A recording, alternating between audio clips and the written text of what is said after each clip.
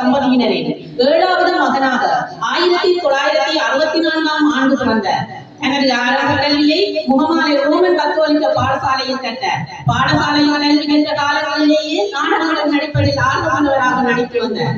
1984ஆம் ஆண்டு தனது முதல் நாடகமான மர்மலத்தில் என்ற நாடகத்தில் நடித்து இன்று வரை பல்வேறு நாடகங்களில் நடித்து வருகிறார். இவர் தனது நாடகங்களை செல்வராசா அண்ணாவியாகிய நெறியாளர்கள் மேடையேற்றியுள்ளார்.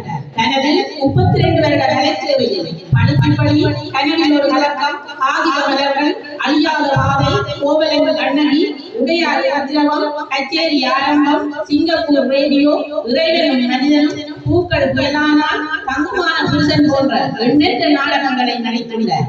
முகமாலை புதிய இளைஞர்கள் கலாமன்றத்தினது சிறந்த நாடக கலைஞராக திகழ்ந்து வருவதுடன் பிரதேசத்தின் கலை வளர்ச்சிக்கு அளப்பெரும் பங்காற்றி வரும் திரு சேனாதி சந்திரகுமார் அவர்களுக்கு கலைத்தங்கள் விருது வழங்கி கௌரவிப்பதில் கச்சிலைப்பள்ளி பிரதேச செயலகம் பிரதேச கலாச்சார பேரவையில் வெற்றி கொள்கின்றது.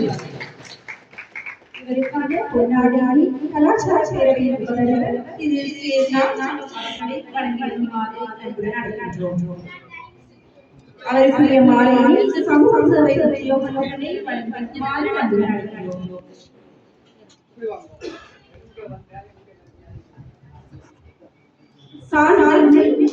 செல்வி சந்திரா அவர்களை வழங்கி கௌரவிக்குமாறு அன்புடன் அழைக்கின்றோம்.